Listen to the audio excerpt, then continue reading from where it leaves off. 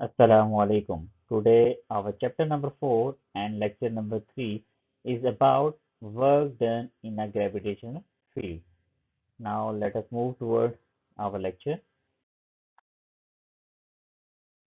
Chapter number 4 is about work and energy. So, first of all, we'll discuss about work and then we are moving towards energy. In this lecture, we are discussing about the work done by a gravitational force. Our topic 4.2 is about work done in a gravitational field. First of all, we have to discuss about the gravitational field and force, then moving towards the work done in a gravitational field. Now let us start.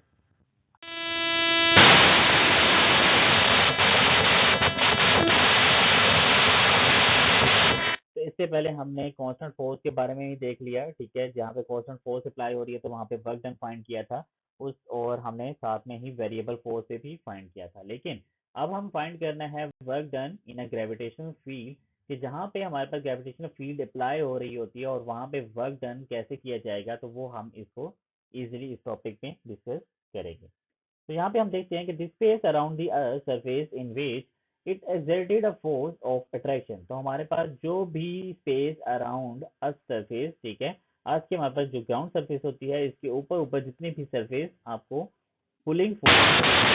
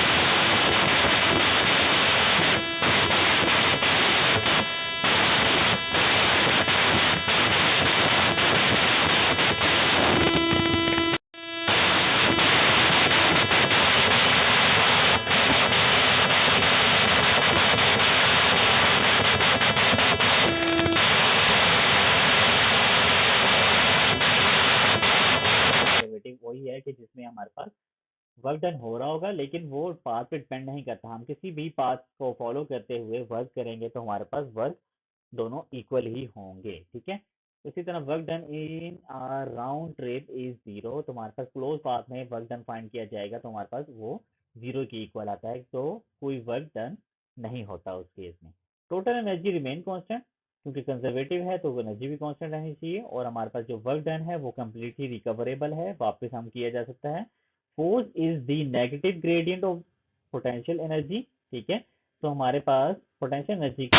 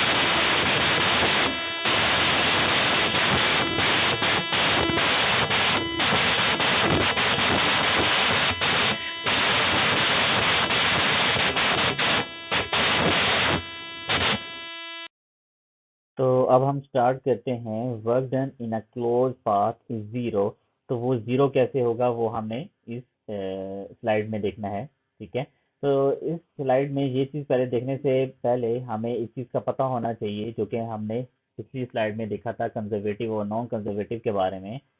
तो first of all we have to read, if we carry a body in a closed path in such speed that the total work done will be zero। तो हमारे पास जो भी close path होगा, ठीक है, वो close path किसी भी तरीके से हो सकता है। तो मैं अक्सर एक एग्जांपल देता हूँ कि अगर आप ठीक है, स्कूल जाते हैं, ठीक है, आप होम से, ये मैं होम बना देता हूँ, ठीक है, होम से आप स्कूल में जाते हैं, स्कूल के बाद आप किसी फ्रेंड के पास चले जाते हैं, ठीक है, फ्रेंड के पास जाने के बाद आप वापस होम वापस आ जाते हैं, ठीक है। तो इस पूरी सिचुएशन को अगर देखा जाए तो हमारे पास एक वर्क हुआ, ठीक है, जो कि W1 जिसको कह दूं, होम से स्कूल की तरफ, ठीक है। एक वर्क हुआ हमारे पास जिसको मैं कह देता हूँ W2, जो कि हमारे पास स्कूल से फ्रेंड की तरफ हो गया, ठीक है। और इसी तरह हमारे पास जो लास्ट है वर्क 3, वो हमारे पास फ्रेंड से वापस होम की तरफ हो जाता है, ठीक है। तो अगर मैं देखूं कि हमारे पास ये एक क्लोज पाथ बन रहा है, ठीक है। तो इसी तरह इस स्टेटमेंट जो अब स्टेटमेंट लिखी हुई है, स्टेटमेंट के मुताबिक ये क्लोज पाथ में जो वर्क हो रहा है, ठीक है, वो 0 के इक्वल होना चाहिए। तो ये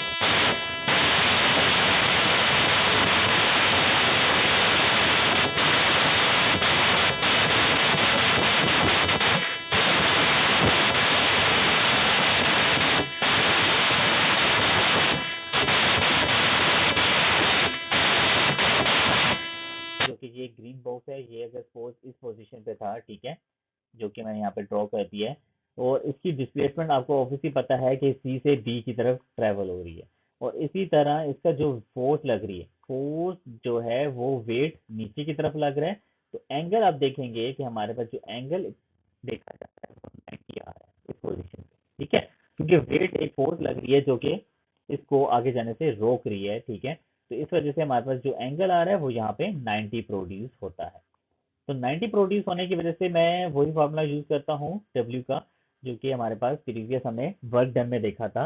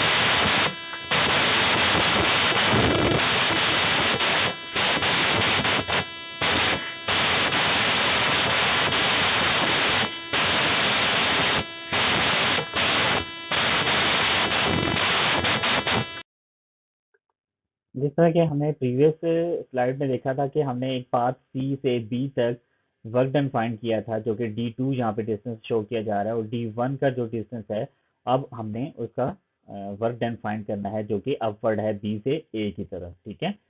तो इसका हमने फाइंड करना है। तो अगर मैथ हमारे पास इस पोजीशन पे, मतलब इस डायरेक्शन में ऊपर की तरफ ट्रेवल हो रहा है, तो डिस्प्लेसमेंट हमारी किस डायरेक्शन में होगी, अपवर्ड हमारे पास डिस्प्लेसमेंट होगी। और वेट, क्योंकि हम जो वर्क डन फाइंड कर रहे हैं वो ग्रेविटेशनल फोर्स की वजह से फाइंड कर रहे हैं, तो हमारे पास जो वेट है वो डाउनवर्ड एक्ट कर रहा होगा। तो सेंटर से डाउनवर्ड जो हमारे पास वेट एक्ट करता है, जिसको डब्ल्यू हम 1 कहेंगे, ठीक है।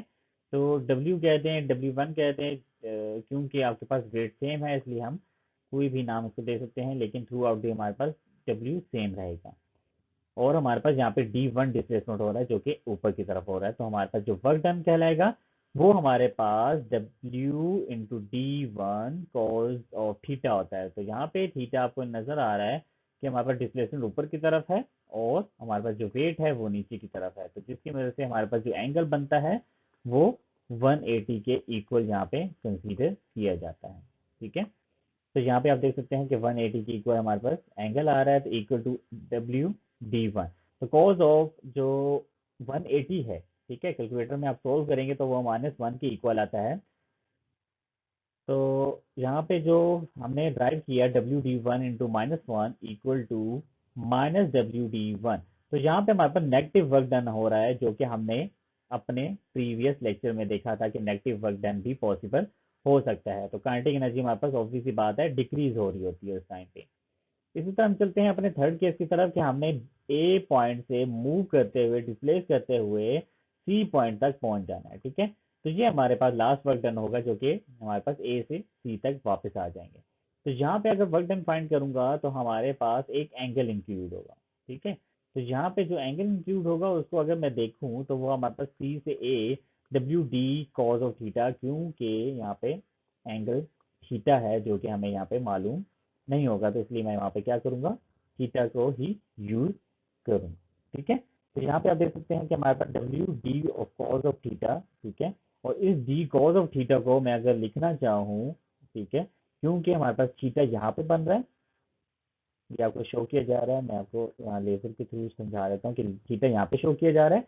तो हमारे पास थीटा के साथ वाली जो साइड होती है वो बेस होती है, और थीटा के सामने वाला परपेंडिकुलर होता है। तो बेस हमारे पास D1 शो की जा रही है, तो D1 equal to D cos of theta यहाँ पे कर सकते हैं। तो डी कॉज थीटा की जगह मैंने क्या रिप्लेस करना है, D1। D1 क्यों रिप्लेस कर रहा हूँ, मैं दोबारा बता रहा हूँ, थीटा है तो थीटा को मैं क्या करता हूँ, थीटा के साथ वाला बेस क्वांटिटी होती है। ठीक है, तो जब हम बात करते हैं D1 की, तो D1 equal to D cos of theta. ठीक है, तो इस वजह से मैं कह सकता हूँ कि हमारे पास D1 equal to D cos theta, और डी कॉज थीटा की जगह मैंने D1 यहाँ पे रिप्लेस कर दिया। तो हमारे पास जो फार्मूला जो एट द एंड बचा वो हमारे पास WD1 आ गया। ये हमारे पास सी से ए तक जो वर्क था उसको हमने यहाँ पे फाइंड कर लिया। उसके बाद हमने टोटल वर्क फाइंड करना होता है, सबको एड अप करना होता है। तो टोटल वर्क फाइंड करने के लिए हमने सबको यहाँ पे एड अप कर लिया, WT फाइंड कर दिया, equal to delta WC into B. तो सी से बी तक हमारे पास जो वर्क हो रहा है उसको हमने यहाँ पे पुट किया। उसी तरह बी से ए की तरफ, और लास्ट में हमारे पास सी से ए की तरफ जो वर्क डन होगा उसको हमने यहाँ पे प्लेस कर दिया। ठीक है, उसकी वैल्यूज को हमने देखा, पहले हमारे पास जो सी से बी की तरफ मूव कर रहा था, ठीक है, उसमें हमारे पास वर्क डन 0 था, और जो बी से ए की तरफ मूव कर रहा है वो यहाँ पे आपको माइनस में नजर आ रहा है, -WD1। और इसी तरह जो हमारे पास लास्ट था ए से सी की तरफ, वहां पे भी आपको यही शो किया जा रहा है कि हमारे पास WD1 आंसर आ रहा है पॉजिटिव में। तो ये सब वैल्यू यहाँ पे 0 plus into minus WD1 plus WD1। तो यहाँ पे आपको शो किया जा रहा है कि हमारे पास दोनों टर्म सेम है। ठीक है, ये तो ऑलरेडी 0 है, और यहाँ पे दोनों टर्म सेम है, दोनों को कैंसिल कर दिया, तो हमारे पास आंसर जो बचेगा टोटल वर्क डन का वो 0 आ जाता है। तो हमारे पास टोटल वर्क डन 0 हो गया। तो ये चीज हेंस प्रूव होगी कि हमारे पास जो वर्क डन है, ठीक है, वो इंडिपेंडेंट है, ठीक है, पाथ के भी, और क्लोज पाथ पे वो आंसर 0 दे रहा है। तो यहाँ पे क्लोज पाथ हमने देखा कि सी से बी, बी से ए, उसके बाद ए से वापस सी की तरफ आए, तो हमने वहां पे देखा कि हमारे पास जो वर्क डन हो रहा है वो 0 आंसर दे रहा है। ठीक है, आज का लेक्चर नंबर 3 हमारा यहीं तक था, जिसमें हमने टॉपिक देखा चैप्टर 4 का, work done in a gravitational field.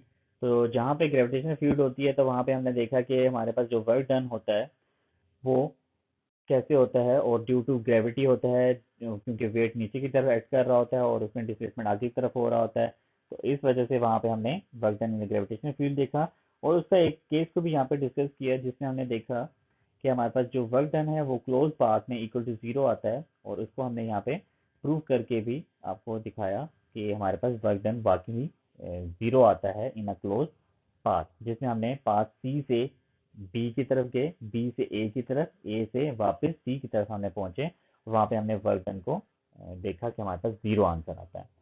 तो इंशाल्लाह नेक्स्ट लेक्चर में हमने यही चीज़ डिस्कस करनी है, इसका सेकंड केस जिसमें हमने इंडिपेंडेंट पाथ को फॉलो करते हुए इस चीज़ को डिस्कस करना है। तो उम्मीद है कि ये लेक्चर अच्छे से समझ आया होगा। Thank you.